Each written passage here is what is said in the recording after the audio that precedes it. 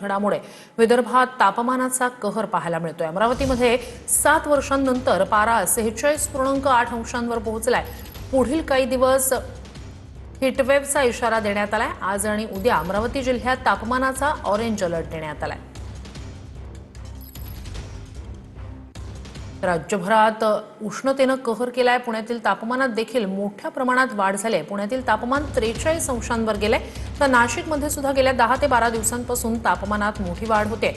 नाशिकमध्ये तापमान 41 अंशांवर गेले। वाढत्या तापमानामुळे नागरिकांनी घराबाहेर पडू नये असं आवाहन करण्यात येत आहे। तर अमरावतीचं तापमान रेकॉर्ड ब्रेक 46.8 अंशांवर गेलेलं आहे। राज्यभरात हा असाच उष्णतेचा कहर पाहायला मिळतोय। पुण्यातलं तापमान 43 अंशांवर पोहोचले। नाशिकचं तापमान 41.4 अंशांवर।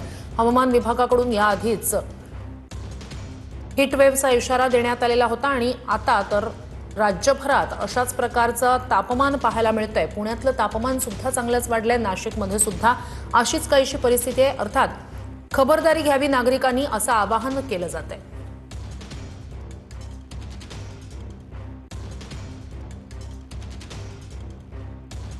तर अमरावतीत आपले प्रतिनिधी स्वप्नील उमप आपल्यासोबत जोडले गेलेले आहेत। स्वप्नील, अमरावतीतलं हे रेकॉर्ड ब्रेक तापमान आणि काय नेमकी आता खबरदारी नागरिकांकडून घेतली जाते, प्रशासन सुद्धा कशा प्रकारे सज्ज आहे?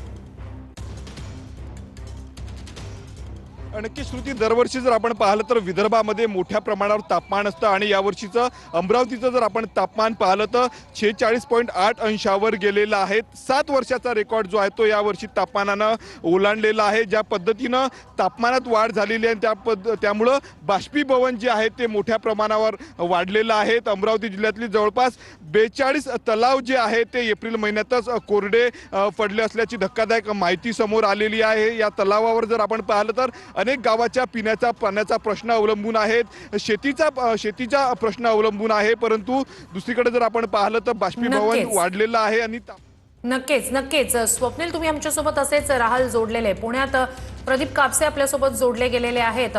प्रदीप, पुण्यात सुद्धा रेकॉर्ड ब्रेक असं तापमान आहे, चांगलाच चटके उन्हाचे जाणवत आहेत, काय नेमकं?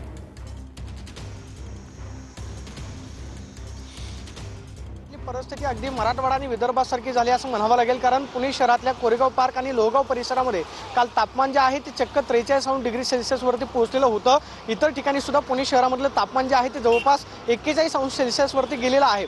हवामान विभागाकडून नागरिकांना घराबाहेर पडताना काळजी घेण्याचं आवाहन केलेलं आहे। आणखी पुढील 2 दिवस जे विक्षोभक वातावरणामध्ये निर्माण झालेलं आहे त्याचा परिणाम म्हणून वातावरणामधली उष्णता जी आहे ती दिवसेंदिवस वाढतीये। पुणे शहरामध्ये खरं तर हवामानाचा खेळ पाहायला मिळतो, तो म्हणजे सकाळच्या सत्रामध्ये उन्हाचे चटके बसतात आणि दुपारी 4 नंतर ढगाळ वातावरण जे आहे ते पाहायला मिळतंय।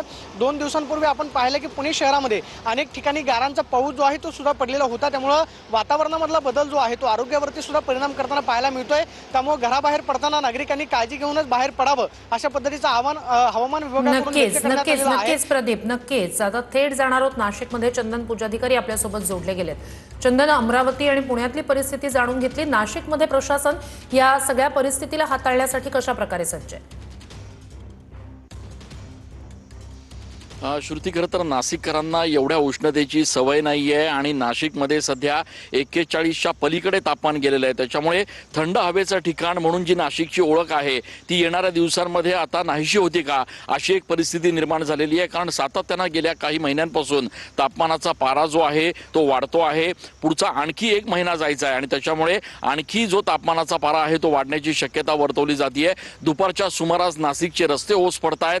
खासगी आणि शासकीय रुग्णालयांमध्ये उन्हामुळे जे त्रास झालेले रुग्ण आहेत त्यांची संख्या वाढलेली आहे आणि त्यामुळे आता प्रशासनाच्या वतीनं सुद्धा अलर्ट देण्यात आलेला आहे की नागरिकांनी या उन्हाचा जो फटका बसतोय त्या अनुषंगानं काळजी घ्यावी। त्याच्यामुळे थंड हवेचं ठिकाण असलेल्या नाशिकमध्ये देखील सध्या नाशिककर जे आहेत ते या तीव्र अशा उन्हामुळे चांगलेच अडचणीत आलेले आहेत। पुढचा 1 महिना जो आहे तो नाशिककरांसाठी अत्यंत आव्हानात्मक असणार आहे। श्रुती, नक्कीच स्वप्नील, प्रदीप आणि चंदन, तुम्हा तिघांचेही धन्यवाद। तुम्ही त्या ठिकाणची परिस्थिती आपल्या प्रेक्षकांपर्यंत पोहोचवलीत त्यासाठी।